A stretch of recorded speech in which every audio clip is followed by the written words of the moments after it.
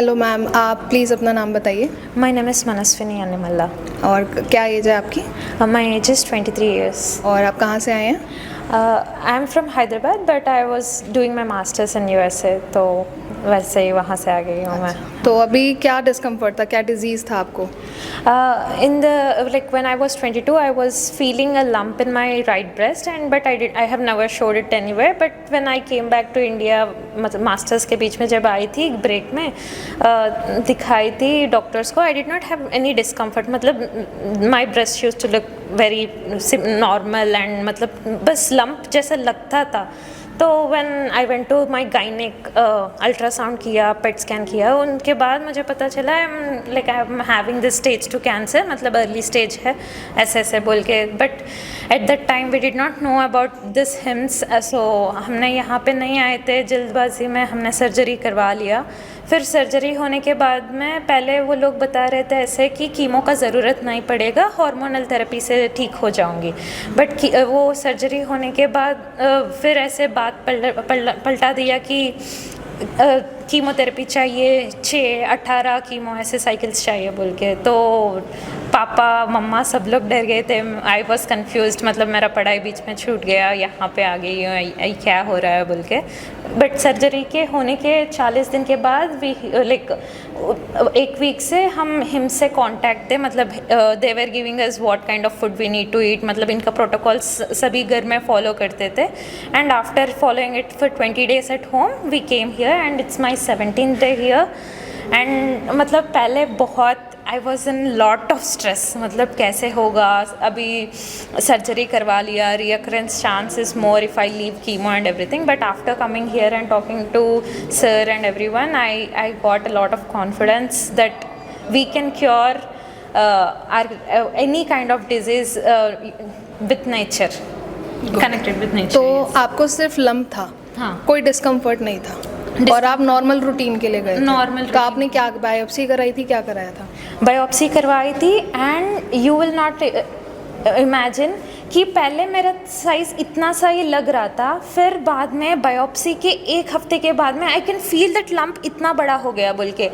मैं बहुत टेंशन में आ गई कि ये लंप ऐसे कैसे बढ़ जा रहा है बोल के, मतलब थोड़ा भी उसको डिस्टर्ब कर देंगे तो इन्फ्लेमेशन बहुत ज़्यादा हो जाएगा, वो समझ में आया. तो ये कॉन्सेप्ट आपका यहाँ के क्लियर हुआ सर के लेक्चर लेने के बाद कि वो लंप इतने से इतना कैसे हुआ, बायोप्सी का क्या डिसएडवांटेज है? Yes, I understood everything and I will advise everyone मत करवाओ biopsy.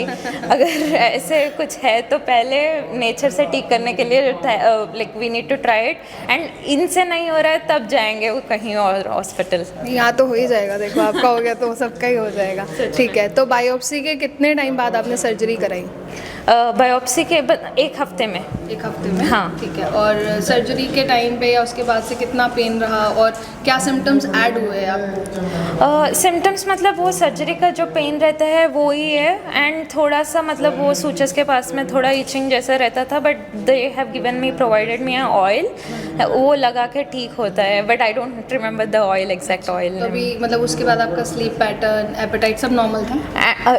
I had a very worst sleep schedule in USA and my diet was not proper. I used to go for Subway. I used to take 1 Coke, 1 sub every day, and it was the worst thing that I can ever do it to my life. मतलब मेरे body से मैं जितना भी वो किया ना, from now on I know when to sleep, I know how to treat my body, I know how to worship my body now, I know what food I have to. How do you know that? Only because of sir's lectures. It is helpful to you. Very much helpful. And इससे पहले I used to even in USA when I was there, I used to get tired up. मतलब I used to go to my lab, I used to work in my lab. Afterwards also I used to go मतलब part time करने का कुछ ज़रूरत नहीं था, फिर भी नींद नहीं आ रहा है तो और थकान होना चाहिए बॉडी में तभी नींद आएगा बोल के. I use to even go for some other part time. I use to do different kinds of part times for just to get tired and sleep. But वो भी नींद नहीं आता था. पार्ट टाइम से 1 बजे आती थी रात में, फिर सुबह 6 बजे 7 बजे तक नींद नहीं आता था. एंड आफ्टर कमिंग हियर मतलब तीसरा दिन से ही मेरा पूरा स्लीप स्केड्यूल सही हो गया, मेरा बाउल मोमेंट सही हो गया, एवरीथिंग गॉट करेक्टेड। क्या लगता है आपको 3 दिन में क्या चीज़ थी ऐसी जिसने मैजिकली वर्क किया आपके ऊपर?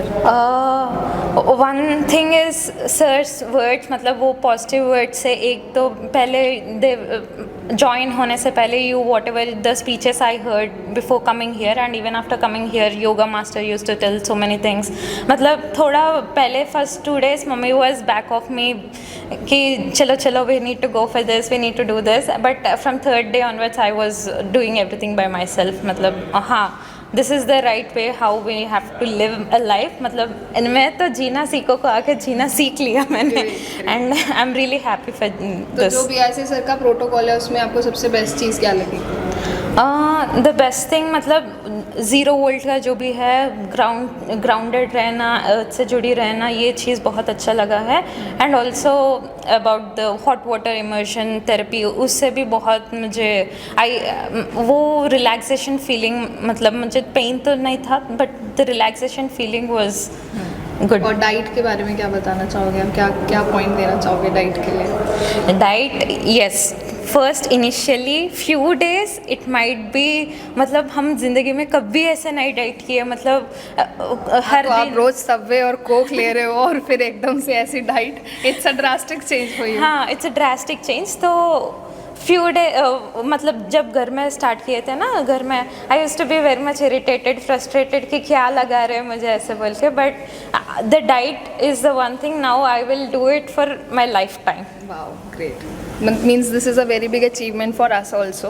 Patient coming from diet, Coke, and then Subway sandwich to this diet and loving it. This is a very good compliment. So जो लोग आपको सुन पा रहे हैं उनको क्या मैसेज देना चाहोगे? मैं तो बोलती हूँ everyone need to have a very healthy lifestyle, and if you are not able to learn it by yourself, please come here.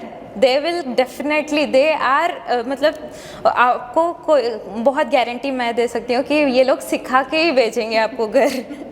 बिल्कुल सिखा के भेजेंगे कैसे खुद को ठीक करना है। हाँ, कैसे खुद को ठीक करना है। Thank you ma'am, thank you. बड़ी से बड़ी बीमारी का आसान से आसान इलाज घर बैठे ही हो सकता है। अधिक जानकारी के लिए कांटेक्ट करें nearest doctor BRC clinic @home।